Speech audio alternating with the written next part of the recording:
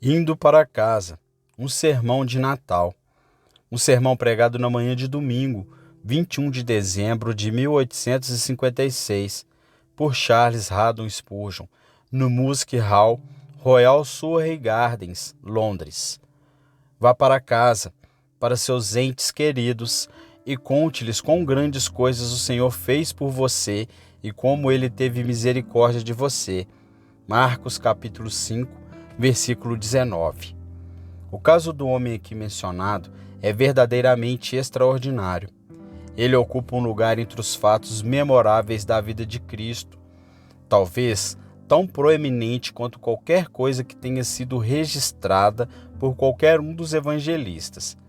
Este pobre coitado, possuído por uma legião de espíritos imundos, foi levado a uma condição pior que a loucura. Ele tinha sua morada nos túmulos, onde permanecia dia e noite, sendo o terror de todos que por ali passavam. As autoridades tentaram pôr um fim a isso. Eles o amarraram com ferros e correntes, mas nos paroxismos de sua loucura, ele destruiu as correntes e desintegrou os ferros. Eles tentaram reabilitá-lo, mas ninguém conseguiu controlá-lo. Era pior que os animais selvagens, porque podiam ser domesticados, mas a sua natureza feroz não se submeteu. Foi uma calamidade para ele, pois corria pelas montanhas dia e noite, gritando e uivando terrivelmente, ferindo-se com pedras afiadas e torturando seu pobre corpo da maneira mais terrível. Jesus Cristo passou por lá. Ele disse à legião: saia deste homem. O homem foi curado instantaneamente. Ele se ajoelhou aos pés de Jesus, tornou-se um ser racional, um homem inteligente, sim, e mais ainda, um homem convertido ao Senhor. Em gratidão ao seu libertador, ele disse: Senhor, eu te seguirei onde quer que você vá. Serei seu companheiro constante e seu servo. Deixe-me estar. Não, respondeu Cristo. Eu aprecio o seu motivo. É de gratidão para comigo. Mas se você quiser mostrar sua gratidão, vá para casa, para seus entes queridos, e conte-lhes quão grandes coisas o Senhor fez por você e como ele teve misericórdia de você. Agora isso nos ensina uma lição importante, ou seja, que a verdadeira religião não rompe os laços do relacionamento familiar.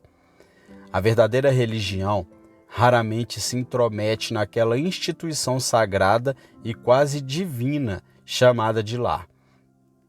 Não separa os seus homens das suas famílias, alienando-os da sua carne e do seu sangue. A superstição faz isso. Uma terrível superstição que se autodenomina cristianismo separou os homens de seus semelhantes, mas a verdadeira religião nunca pediu isso.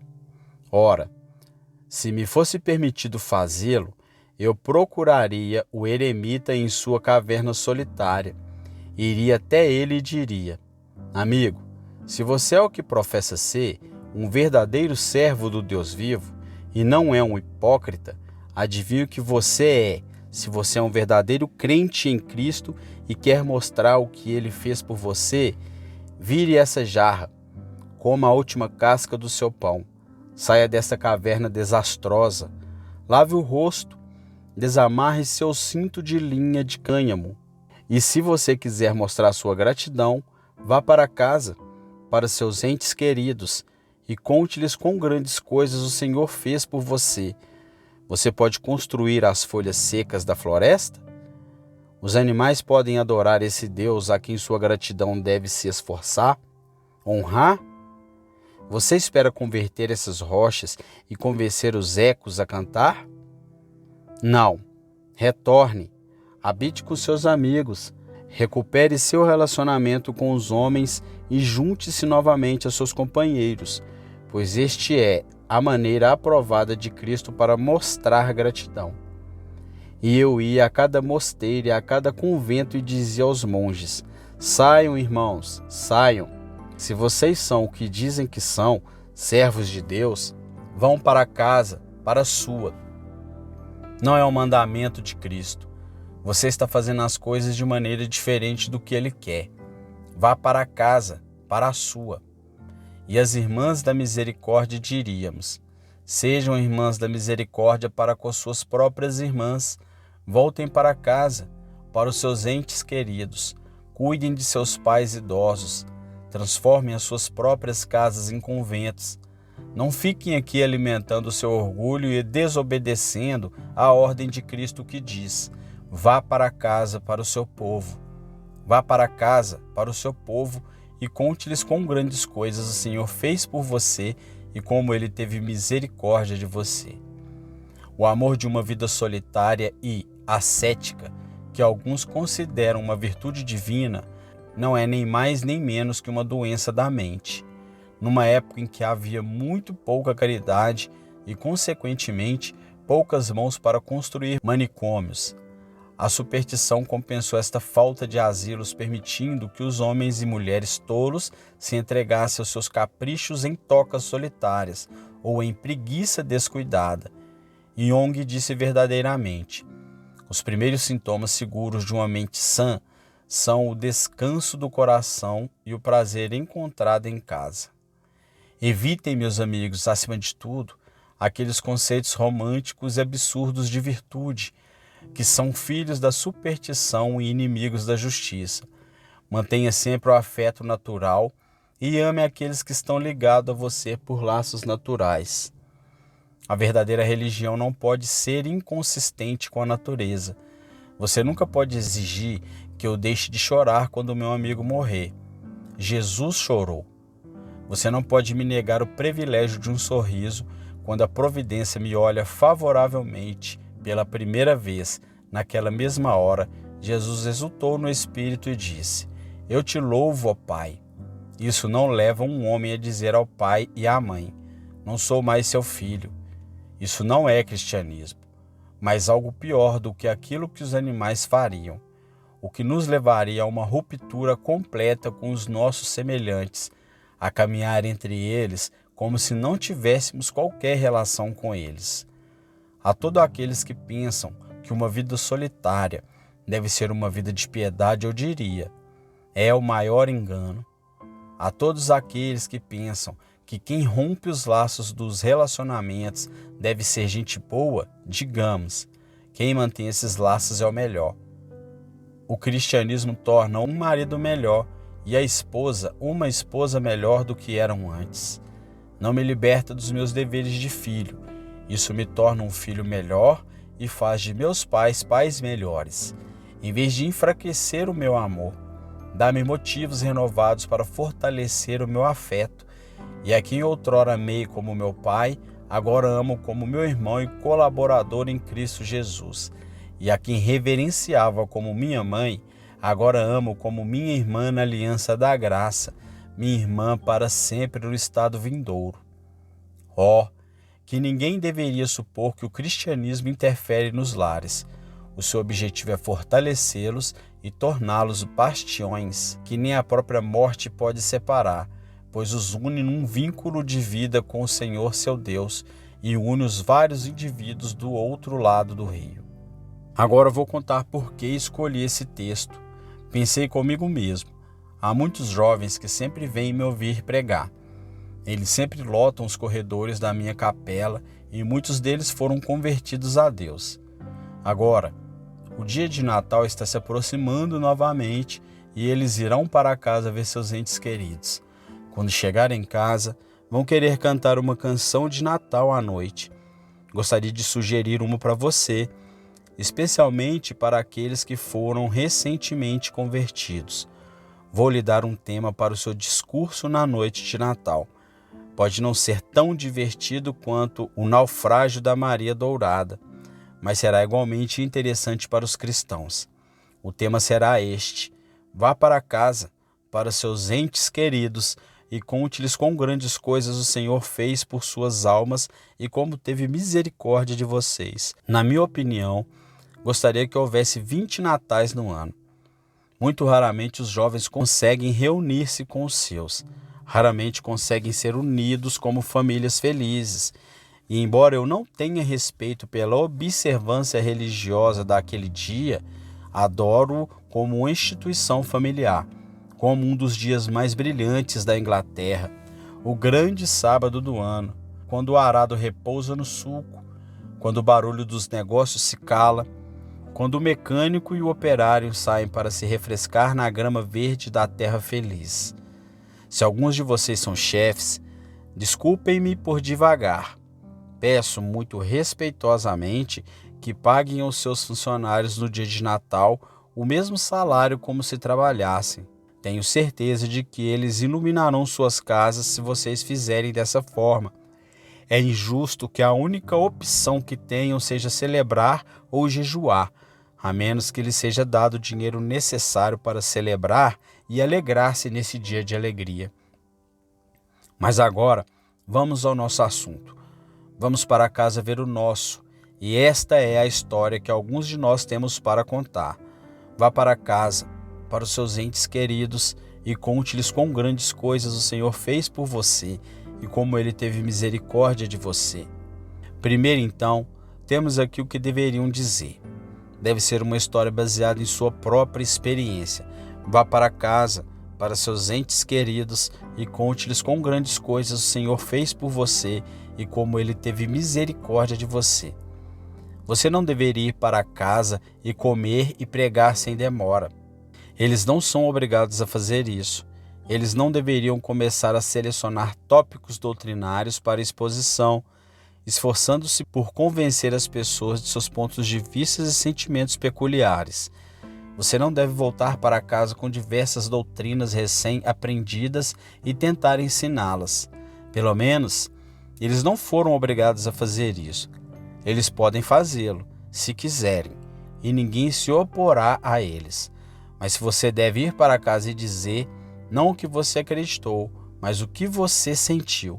O que você realmente sabe pertence a você, não as grandes coisas sobre as quais você leu, mas as grandes coisas que o Senhor fez por você, não apenas aquelas que viram o que foi feito na grande congregação e como grandes pecadores se voltaram para Deus, mas o que o Senhor fez por você. E observe isto, nunca há história mais interessante do que aquela que um homem conta sobre si mesmo.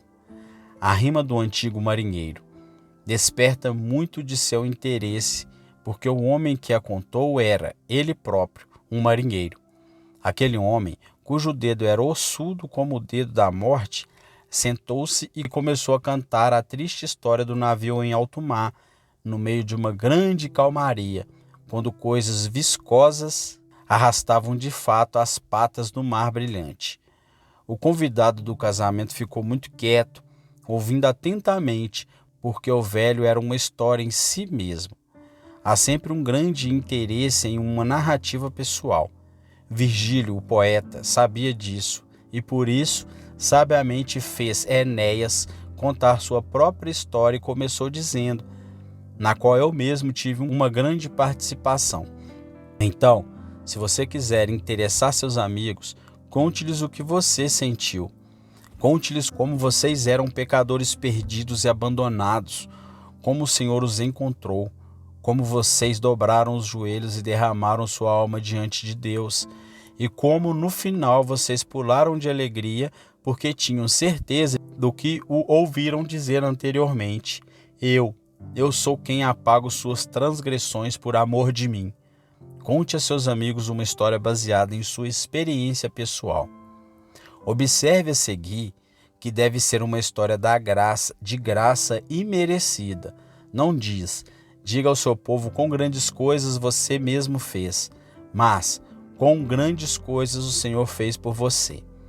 O homem que está sempre convencido do livre-arbítrio e do poder da criatura e nega as doutrinas da graça, invariavelmente confunde muito do que ele mesmo fez, quando relata sua experiência. Mas o crente na graça soberana, que detém as grandes verdades cardeais do Evangelho, ignora isso e declara, eu contarei o que o Senhor fez comigo. É verdade que devo primeiro contar-lhe como fui inicialmente levado à reza. Mas direi assim, graça ensinou minha alma a orar, graça fez meus olhos transbordarem. É verdade que devo contar-lhe quantas aflições e provações Deus tem estado comigo, mas vou contar assim: graça me guardou até hoje e não me abandonará. Ele não conta nada sobre suas próprias ações, decisões, orações ou atividades, mas atribui tudo ao amor e à graça do grande Deus, que olha com amor para os pecadores e os torna seus filhos e herdeiros da vida eterna. Vá para casa, jovem, e conte a história do pobre pecador. Vá para casa, mocinha, abra seu diário e conte histórias engraçadas para seus amigos. Conte-lhes as obras poderosas que a mão de Deus realizou em você por meio de seu amor imerecido, soberano e gratuito. Conte uma história de graça imerecida junto à lareira da família. A seguir, a história deste pobre homem foi uma história de gratidão. Sei que foi uma história de gratidão porque o homem disse: vou lhe contar as grandes coisas que o Senhor fez por mim. E, sem querer envolver nenhum trocadilho, faço a observação que um homem que é grato está sempre cheio da grandeza da misericórdia que Deus lhe mostrou. Ele sempre pensa que o que Deus fez por ele é imensamente bom e supremamente grande. Talvez quando você estiver contando a história, um de seus amigos pergunte: e daí? E sua resposta será: talvez não seja algo grande para você, mas é para mim. Você diz que arrepender-se é uma coisa pequena, mas para mim parece exatamente o contrário. É algo grande e precioso a ser levado a reconhecer-me como um pecador e confessá-lo. Você diz que é uma coisa pequena ter encontrado um Salvador? Olhe-os na cara e diga-lhes: se vocês também tivessem encontrado isso, vocês não considerariam isso uma coisa pequena. Vocês considerariam uma coisa pequena que o fardo tivesse sido tirado de minhas costas. Mas se vocês tivessem sofrido com esse fardo e sentiram o seu peso como eu senti por longos anos, eles considerariam que não seriam pouca coisa ser emancipados e libertados com um olhar para a cruz. Diga-lhes que é uma grande história, e se eles não conseguem ver a sua grandeza, derrame lágrimas amargas e conte a história com grande sinceridade, e espero que eles sejam levados a acreditar que pelo menos você está grato, mesmo que eles não estejam. Que Deus conceda que eles possam contar uma história de gratidão. E finalmente, neste ponto, deve ser uma história contada por um pobre pecador convencido de que não merecia o que recebeu. Como ele teve misericórdia de você. Não foi um simples ato de bondade, mas um ato de misericórdia merecida para com alguém que estava em aflição. Tenho ouvido homens contarem a história de sua conversão e vida espiritual de uma maneira que meu coração lhes conta. Odiavam a eles e a sua história, pois contaram seus pecados como se realmente se vangloriassem da grandeza de seu crime, e mencionaram o amor de Deus sem lágrima de gratidão, sem a simples ação de graça de um coração verdadeiro, humilde, mas antes como se fossem exaltados quando exaltaram a Deus. Quando contamos a história de nossa própria conversão, eu farei com profunda tristeza, lembrando o que éramos, e com grande alegria e gratidão, lembrando quão pouco merecemos essas coisas. Certa ocasião eu estava pregando sobre a conversão e salvação, e senti dentro de mim, como os pregadores costumam sentir, que contar essa história não passava de um trabalho infrutífero, e para mim era uma história sem brilho, mas de repente o pensamento passou pela minha mente. Vamos, você mesmo é um pobre pecador perdido. Conte como você recebeu a graça. Comece a contar sobre a graça de Deus, como você sentiu. Bem, então meus olhos se tornaram fontes de lágrimas. Aqueles ouvintes que balançavam a cabeça começaram a se iluminar e ouviram, porque estavam ouvindo algo que o pregador realmente sentia e que reconheciam como verdadeiro para ele, mesmo que não fosse verdade para eles. Conte sua história, meus leitores, como pecadores perdidos. Não volte para casa e entre em sua casa com um ar altivo, como se dissesse: aqui está um santo que chega em casa, aos pobres pecadores para lhes contar uma história. Mas vá para casa como o pobre pecador que você é, e quando você entrar, como sua mãe se lembra de como você era, você não precisa dizer a ela o que mudou. Ela vai notar, mesmo que você fique com ela apenas por um dia. Talvez ele pergunte: Juan, que mudança é essa que ocorreu em você? E se ela for uma mãe piedosa, você começará a contar-lhe a história. E eu sei, e mesmo que você seja homem, não terá vergonha de lhe contar. Que ela colocará os braços em volta do seu pescoço e te dar um beijo como ela nunca fez antes, porque você é seu filho que nasceu 2 vezes, seu filho de quem ela nunca se afastará, mesmo que a própria morte o separe por um breve momento. Vá para casa, para os seus entes queridos, e conte-lhes quão grandes coisas o Senhor fez por você e como ele teve misericórdia de você.